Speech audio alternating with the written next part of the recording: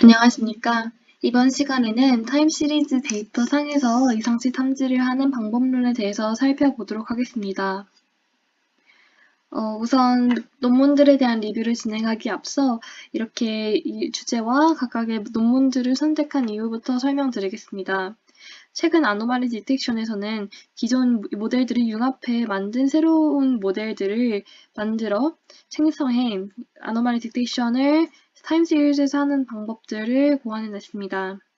그래서 LSTM 베이스드, 오토인코더 베이스드, 겐 베이스드가 있었을 때 이제 그것들을 각각을 융합해서 LSTM 플러스 CNN 아니면 CNN 플러스 오토인코더, LSTM 플러스 오토인코더 그리고 이 세 개를 합친 LSTM CNN 오토인코더를 합친 이렇게 모델 이렇게 여러 개가 존재하고 많이 개발되고 있습니다. 따라서 다음과 같이 정리를 할 수 있습니다. 왼쪽은 어떤 모델을 합쳤는지를 나타낸 것이고, 그리고 가운데 부분은 이제 예를 들어서 첫 번째 칸 같은 경우는 LSTM과 오토엔코더를 사용한 융합한 모델인데 그것이 어떤 거에 쓰였는지, 클래시피케이션에 쓰였는지 아니면 그 오른쪽에 정리해놨다시피 아노말리 디텍션에 쓰였는지가 나타나져 있고 각각의 밑줄 그은 이제 이것은 각각의 논문의 링크로 연결되어 있습니다. 그리고 각각의 이제 논문들이 다루고 있는 데이터가 타임 시리즈이냐 아니냐를 표현하고 있고 그리고 주가 되는 그 목적이 아노말리 디텍션인지를 이제 표시해 놓고 있습니다. 물론 프리딕션을 한 후에 그리고 아노말리 디텍션을 할 수가 있지만 이 논문에서 주가 되는 것이 무엇인지를 먼저 보고 있고 그 주가 되는 실험이 이제 아노말리 디텍션인지 아닌지를 가지고 판단을 했습니다. 그래서 오늘 소개한 논문은 이렇게 총 3가지의 논문이 있는데요. 각각의 이제 LSTM과 오토인코더, 그리고 LSTM과 CNN, 그리고 LSTM, CNN, 오토인코더를 합친 모델들에 대한 논문이 되겠고, CNN과 오토인코더는 너무 쉽기 때문에 너무 단순한 형태이기 때문에 제외했습니다. 그래서 각각의 논문들에 나온 이제 방법론들에 대해서 소개를 해드리고 참고로 이 방법론들은 모두 타임 시리즈 데이터를 다루고 있고 아노말리 디텍션이 주가 되는 방법들입니다. 그리고 앞서 설명하기에 앞서서 LSTM 그리고 CNN 오토인코더에 대한 모델의 구조 같은 경우는 이제 미리 필수적으로 이제 아시고 이 발표를 들으시길 권장드립니다. 첫 번째로 발표한 논문은 다음과 같습니다. 그래서 이제 LSTM과 오토인코더를 합친 융합한 모델이 되겠고 그것이 어떻게 융합이 됐는지에 대해서 보시겠습니다.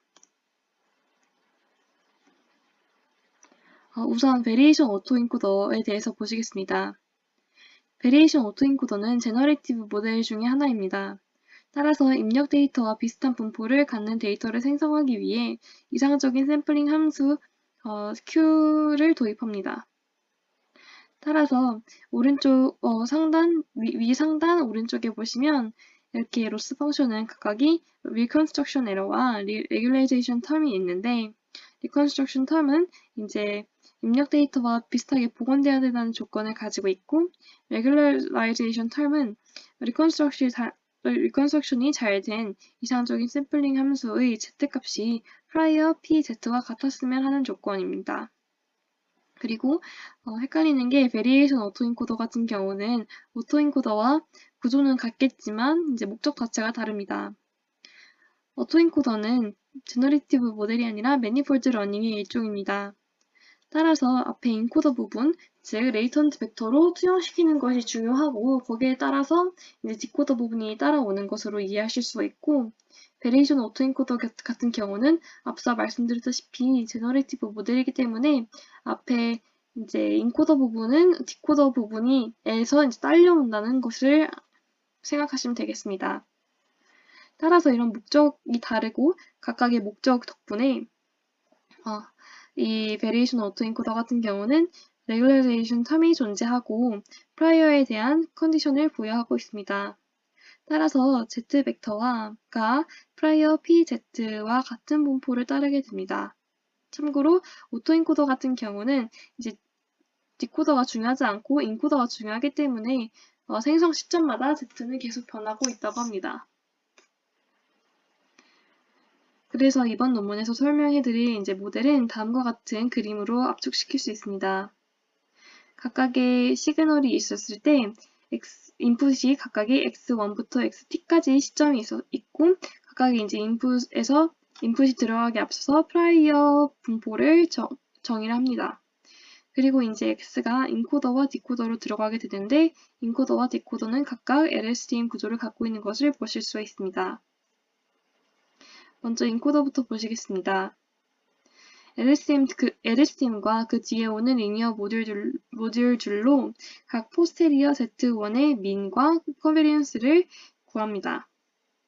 이때 프라이어들의 분포는 기존 방법들은 이렇게 평균이 0이고 표준 편차가 1인 정규 분포로 설정하지만 여기서는 이제 평균이 뮤 p이고 그리고 코베리언스가 이제 시그마 p인 정규 분포로 각각의 평균들을 모두 다르게 설정합니다. 또한 단순화를 위해서 이렇게 시그마 p가 1로 설정을 합니다. 그리고 이렇게 각 타임 스태프마다 평균들을 다르게 하는 이유는 시결 데이터의 템포럴 디펜던시를 반영할 수 있기 때문입니다. 그리고 아래와 같이 이제 레귤라이제이션 텀을 둬서 오른쪽과 같이 이제 기존에 저희가 정의하고 있는 프라이어의 분포와 이제 포스테리어의 분포가 서로 같아야 된다라는 것을 이제 정해주고 있고 이 두 정규 분포 간의 K의 다이버전스 식은 우측 상단에 있는 링크에서 확인해 보실 수 있습니다. 따라서 오른쪽 그림과 같이 이제 프라이어에서 Z1과 이제 ZT가 있었을 때, 즉 1시점에 있을 때의 프라이어 분포와 T시점의 프라이어 분포가 각각 다르고 그것이 있었을 때 그 둘 사이의 거리를 이제 포스테리어 분포에서도 이제 유지하게끔 만드는 것이 목표입니다. 다음은 디코더에 대해서 보시겠습니다. 여기서 이제 리컨스트럭션 텀이 다음과 같이 나오는데요. 여기서는 이제 리컨스트럭션 텀을 로그 라이클리후드로 만드는 것을 보실 수가 있습니다. 그래서 그 다음과 같이 Q에 대한 분포가 주어졌을 때 Z에 대한 X의 로그 라이클리후드를 구하는 것이 리컨스트럭션 텀의 목표입니다. 따라서 인코더에서 얻은 이렇게 뮤 ZT와 코베리언스 XT를 사용하여 그것의 분포에서 Z를 랜덤하게 샘플링합니다. 그리고 그것은 디코더의 LSTM으로 전달이 됩니다. 따라서 최종적으로 로스 펑션은 이제 앞서 말씀드린 레귤라이제이션 텀과 리컨스트럭션 텀이 합쳐집니다. 그리고 이것을 미니마이즈하는 방식으로 최적의 파라미터를 찾는 것이 목표입니다.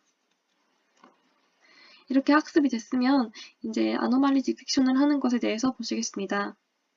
아노말리 스코어는 다음과 같이 정의됩니다. 다음과 같이 네거티브 로그 라이클리후드 식을 사용해서 아노말리 스코어를 정의를 하고 있고 아노말리 스코어가 높으면 LSTM VAE로부터 리컨스트럭션이 잘 되지 않는 것을 의미를 합니다. 따라서 정상 데이터라면 잘 리컨스트럭션이 돼서 인풋과 아웃풋이 같을 텐데 이제 이상치 데이터라면 아웃풋은 정상처럼 나오지만 애초에 인풋은 앱노멀 데이터였기 때문에 이제 리컨스트럭션이 제대로 인풋이 그대로 리컨스트럭션 되는 것이 아닌 것으로 판단이 되고 따라서 아노말리 스코어가 높게 나오는 것입니다. 실험을 보시면 왼쪽에서와 같이 이렇게 아노말리를 일으키는 억지로 일으켜서 각각의 이제 테스트 데이터에 정상 데이터와 앱노멀 데이터를 같이 껴서 테스트를 해주는 것을 보실 수 있습니다. 참고로 학습할 때는 당연히 정상 데이터로만 학습을 시키는 것입니다. 그래서 이제 오른쪽 두 개의 표를 보시면 non-anomalous execution에서 각각의 이제 성능 지표들을 보시면 사운드 에너지, 아니면 입과 숟가락과의 거리, 그런 것들을 성능 지표로 했을 때 모두 다 정상적인 분포를 나타내지만 오른쪽을 보시면 이제 이상치 데이터가 있었을 때는 사운드 에너지나 아니면 그 거리들이 이제 폭발적으로 증가하거나 정상과 다르고 그리고 밑에 아노말리 스코어도 특정 시점 이상으로 폭발적으로 증가하는 것을 보실 수가 있습니다. 그리고 왼쪽을 보시면 이제 ROC 커브를 보실 수가 있는데요. 여기서도 이제 스테이트 베이스드 스레시홀드와 픽스드 스레시홀드가 이제 좋은 성능을 나타내는 것을 보실 수가 있습니다. 그리고 오른쪽 표에서도 이제 포핸드 엔지니어드 피처와 즉 전 페이지에서 말씀드렸던 사운드 에너지 뭐 등등의 이제 4가지 지표와 4가지 실험과 그리고 17개의 센서 데이터들에 대한 실험을 해봤을 때도 LSTM VA가 제일 성능이 잘 나오는 것을 보실 수가 있었습니다. 다음은 두 번째 논문입니다. 두 번째 논문은 다음과 같이 이제 LSTM 모델과 CNN을 융합시키는 모델입니다. 먼저 여기서 컨볼루션 LSTM을 사용을 하는데 컨볼루션 LSTM이 우선적으로 컨볼루션 연산을 수행을 하고 그리고 LSTM에 대응하는 것이므로 인풋은 이미지가 많이 옵니다. 그리고 이미지 데이터에 LSTM을 가기 때문에 이미지에 시간을 부여한 데이터 즉 무빙 엠리스트와 같이 영상 데이터지만 이제 이미지가 추가되는 데이터를 많이 사용하고 있습니다. 하지만 제가 보고 싶은 논문은 제가 주목하고 싶은 부분은 시계열 데이터를 어떻게 컨볼루션 LSTM에 적용하는지였고 따라서 어떻게 이미지화하는지 그리고 그것이 컨볼루션 LSTM의 어떤 구조에 들어가는지에 대해서 보시겠습니다.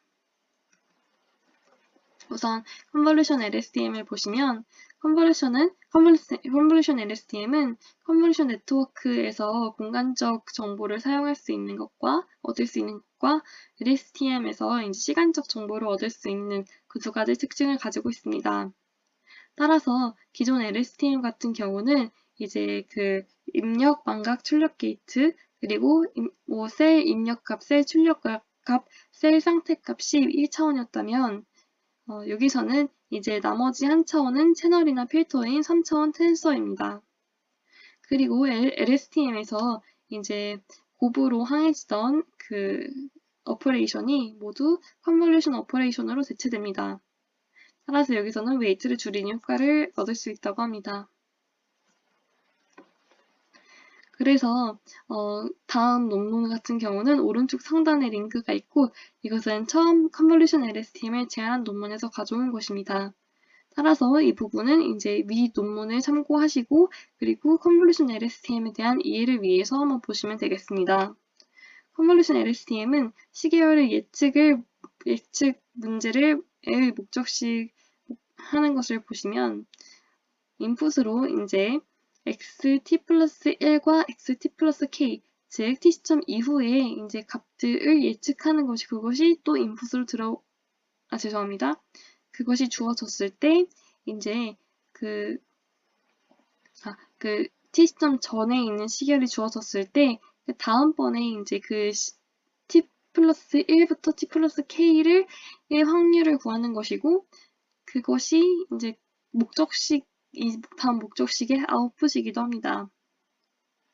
그리고 특정 셀의 값을 예측할 때는 인풋과 그 전 시점의 주변 네이버들의 패스트 스테이트를 활용하는 것을 볼 수 있습니다. 이때 컨볼루션 오퍼레이션이 쓰입니다. 그래서 컨볼루션 LSTM의 구조를 보시면 왼쪽에서 이제 LSTM 예측 모델과 같은 경우가 인코더에서 연속적으로 입력을 받아서 히든 레프레젠테이션 찾고 마지막 상태를 복사해서 다음 데이터를 예측하는 것을 그대로 가져와서 컨볼루션 LSTM에서도 단일 LSTM으로 구성된 컨볼루션 LSTM을 스태킹하고 따라서 이렇게 스태킹함으로써 다이나믹 시스템에 적합한 강한 이제 레프레젠테이셔널 파워를 갖는다는 것을 제가 볼 수 있습니다. 따라서 컨볼루션 LSTM 예측 모델을 정리를 하면 이제 인코딩 네트워크는 입력 시퀀스를 히든 스테이트 텐서로 압축시키는 것이고 그리고 그 다음에 진행되는 포캐스팅 네트워크는 이제 여기서 얻은 히든 스테이트를 언폴드해 예측을 진행하는 단계입니다. 여기서 이제 포캐스팅 네트워크의 이니셜 스테이트와 셀 아웃풋들은 인코딩 네트워크의 마지막 스테이트에서 복사해 옵니다. 그리고 포캐스팅 네트워크의 마지막 단계에서는 모든 컨볼루션 층을 컨캣한 후에 원 바이 원 컨볼루션 레이어에 태워서 최종 예측값을 생성하고 따라서 출력을 입력과 같은 차원으로 조정을 하고 다른 수준의 셀 상태를 동시에 고려해주는 것을 알 수 있습니다. 이제 여기서 이 논문에서 실험을 보시면 여기서는 이제 미국의 각각의 F1, F2, F3라는 CO2 저장소에 대한 각각의 저장소에서 관측되는 프레셔에 대해서 정보를 시계열 순서대로 나열한 데이터로 분석을 하는 것을 보실 수 있습니다. 이것을 이제 컨볼루션 레이어에 태우기 위해서 이미지화를 시키는데 다이나믹 데이터와 스태틱 데이터와 같이 이렇게 F1, F2, F3가 위치해 있는 것을 기반으로 해서 다음과 같이 이미지 상에서 이제 그 각각의 점들이 위치하는 것을 보실 수가 있고요. 그리고 여기서 다이나믹 데이터의 시간 순서대로 값을 보시면 이제 F1 같은 경우는 10, 20, 12 그리고 F2는 5, 12, 6 등으로 이제 시간에 따라서 값들이 변하는 것을 보실 수가 있습니다.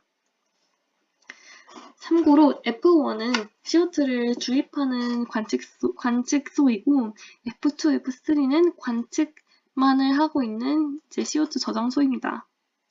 따라서 이제 F1이 에서 관측되는 이 수치들은 이제 CO2를 얼마나 주입하냐라는 양이고 거기에 따라서 이제 상응하는 F2, F3의 각 관측소의 프레셔 값을 저희가 보실 수가 있습니다.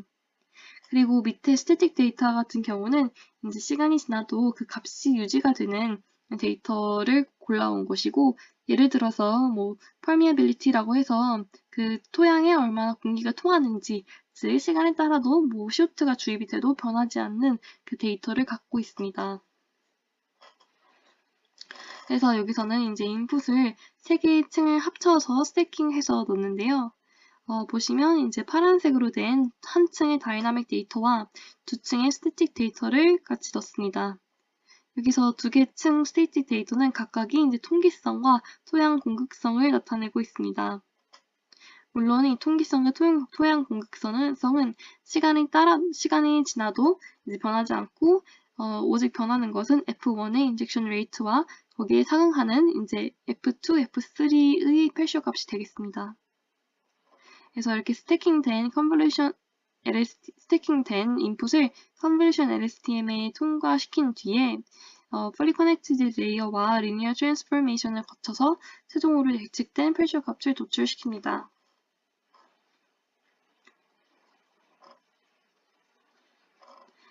이렇게 학습한 데이터로 이제 학습한 모델로 아노말리 디텍션을 진행을 합니다. 그래서 어떤 한 인스턴스가 normal age에 있는 확률을 저희가 구하고 있고 그리고 그 확률을 기반으로 해서 그냥 아노말리 스코어를 내립니다.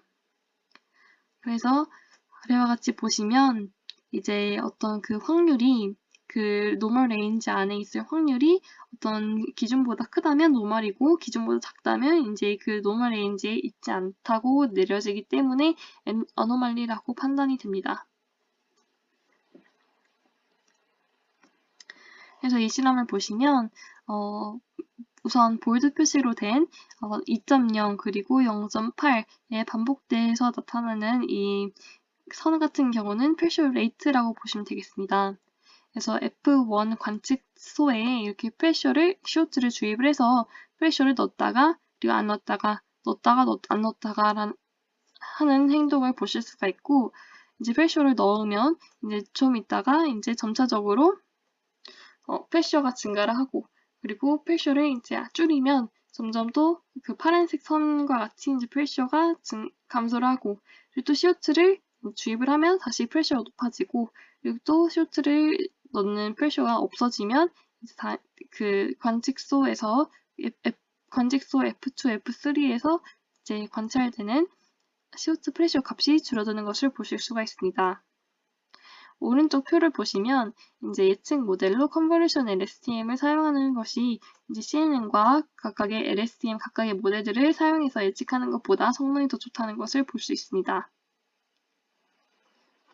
하지만 여기 이 실험 지표에서는 아무래도 지질학적인 논문이다 보니까 아노말리 디텍션의 성능을 보여주는 비교 실험이 없고 오른쪽과 같이 이 모델에 대한 이제 그 성능 지표가 한 표에로만 정리되어 있어서 좀 아쉬웠습니다.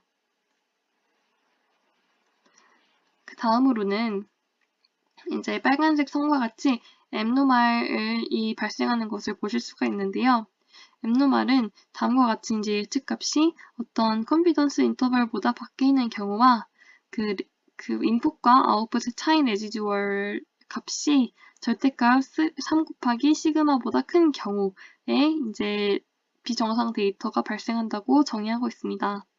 따라서 위를 보시면 대체적으로 CO2를 주입을 하면 압력이 점점 올라가고 주입하지 않으면 압력이 줄어드는데 앱노멀한 상태에서 인위적으로 CO2를 새어나가게 하면 입력값이 과도하게 떨어지는 것을 확인하실 수가 있습니다. 그리고 여기서는 이제 permeability가 에 따라서 각각이 이제 앱노멀 데이터가 어떻게 발생하는지를 보실 수가 있는데요. 이것은 지질학적인 이제 특성을 보기 위해서 진행된 실험이므로 간단히 넘기시면 되겠습니다. 그래서 결과만 말씀드리면 permeability가 어느 정도의 수준까지는 아노말리를 삼지하는 데 영향을 미치지 않지만 매우 커질 시에만 이제 인젝션 시 과도하게 압력이 커지는 것을 볼 수가 있습니다.